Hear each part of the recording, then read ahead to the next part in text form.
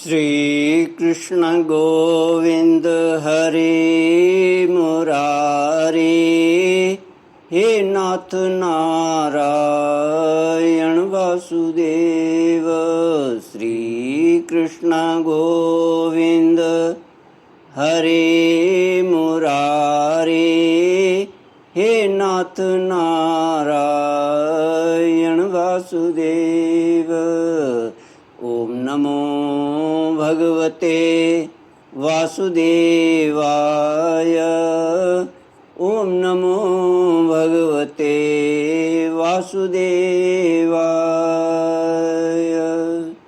कृष्णाय वासुदेवाय हरये परमात्मने प्रणतः क्लेशनाशाय गोविंदाय नमो नमः।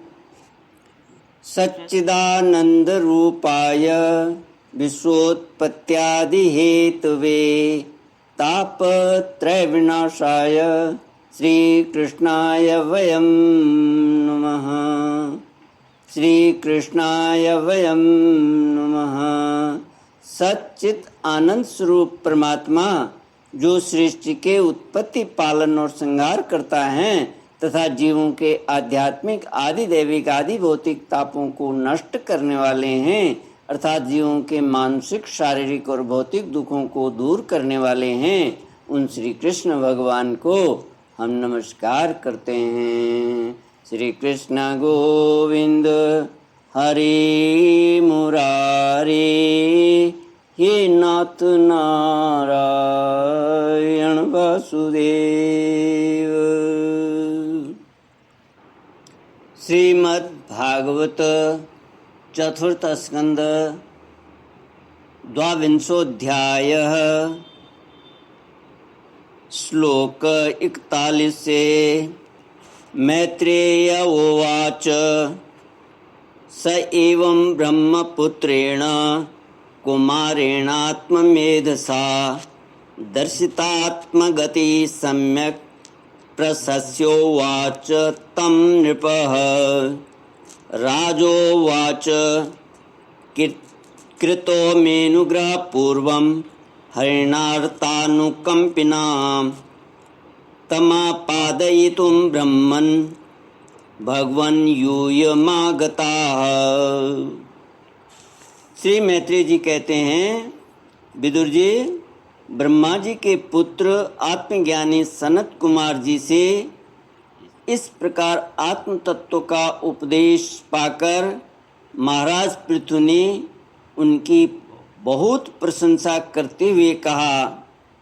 राजा पृथु ने कहा, भगवान दीनदयाल श्री हरि ने मुझ पर पहले बहुत कृपा की थी, उसी को पूर्ण करने के लिए आप लोग पधारे हैं। आप लोग बड़े ही दयालु हैं।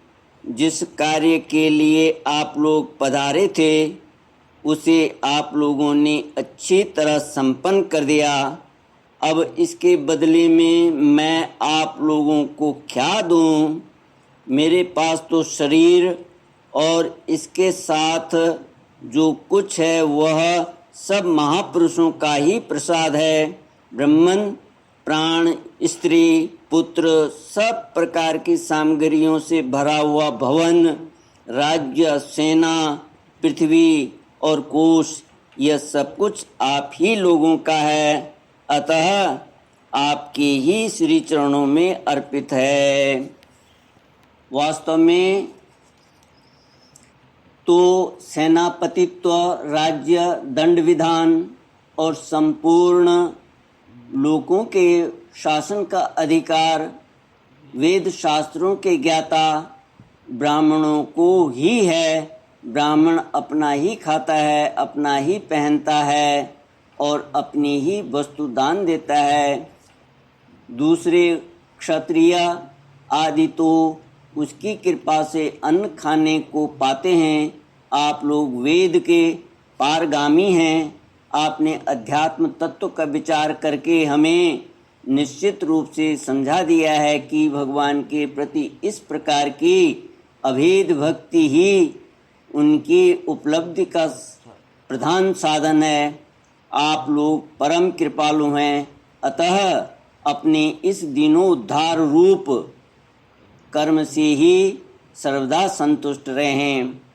आपके इस उपकार का बदला कोई क्या दे सकता है? उसके लिए प्रयत्न करना भी अपनी हंसी कराना ही है।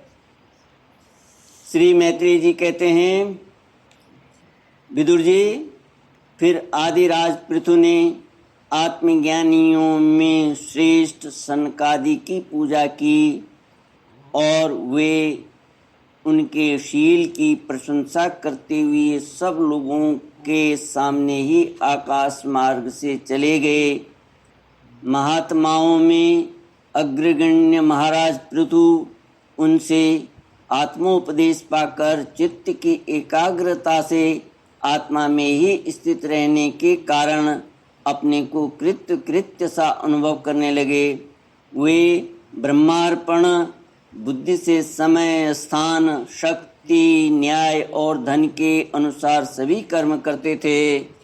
इस प्रकार एकाग्र चित्त से समस्त कर्मों का फल परमात्मा को अर्पण करके आत्मा को कर्मों का साक्षी एवं प्रकृति से अतीत देखने के कारण वे सर्वथा निर्लिप्त रहे। जिस प्रकार सूर्यदेव सर्वत्र प्रकाश करने पर भी वस्तुओं के गुण दोषों से निर्लेप रहते हैं, उसी प्रकार सार्वभौम साम्राज्य लक्ष्मी से संपन्न और गृहस्थाश्रम में रहते हुए भी अहंकार शून्य होने के कारण वे इंद्रियों के विषयों में आसक्त नहीं हुए। श्री कृष्ण गोविंद हरे मुरारे, हे नाथ नारायण वासुदेव। इस प्रकार आत्मनिष्ठा में स्थित होकर सभी कर्तव्य कर्मों का यथोचित रीति से अनुष्ठान करते हुए उन्होंने अपनी भार्या अर्ची के गर्भ से अपने अनुरूप 5 पुत्र उत्पन्न किए। उनके नाम विजिताश्व, धूम्रकेश, हर्यक्ष, द्रविण और विरक थे। महाराज पृथु भगवान के अंश थे। वे समय समय पर जब जब आवश्यक होता था जगत के प्राणियों की रक्षा के लिए अकेले ही समस्त लोकपालों के गुण धारण कर लिया करते थे। अपने उदार मन, प्रिय और हितकर वचन, मनोहर मूर्ति और सौम्य गुणों के द्वारा प्रजा का रंजन करते रहने से दूसरे चंद्रमा के समान उनका राजा यह नाम सार्थक हुआ।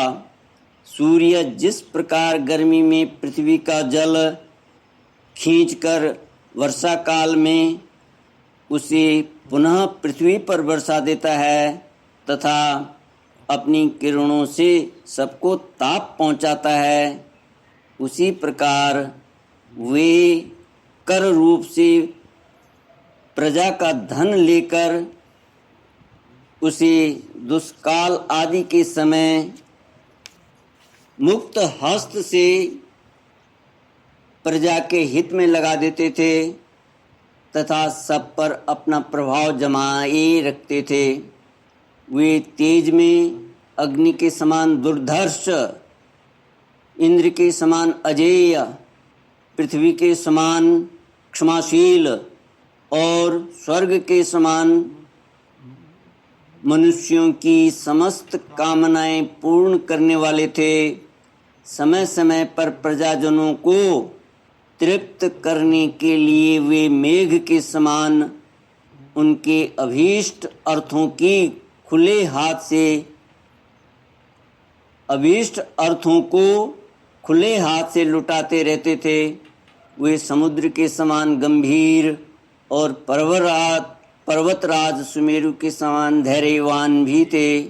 महाराज पृथु दुष्टों के दमन करने में यमराज के समान आश्चर्यपूर्ण, वस्तुओं के संग्रह में हिमालय के समान, कोष की समृद्धि करने में कुबेर के समान और धन को छिपाने में वरुण के समान थे। शारीरिक बल, इंद्रियों की पटुता तथा पराक्रम में सर्वत्र गतिशील वायु के समान और तेज की असह्यता में भगवान शंकर के समान थे।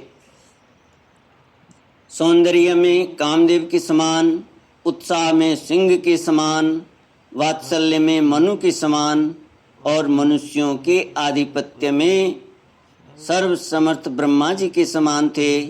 ब्रह्म विचार में बृहस्पति, इंद्रिय जय में साक्षात श्री हरि तथा गौ, ब्राह्मण, गुरुजन एवं भगवत भक्तों की भक्ति, लज्जा, विनयशील एवं परोपकार आदि गुणों में अपने ही समान अनुपम थे।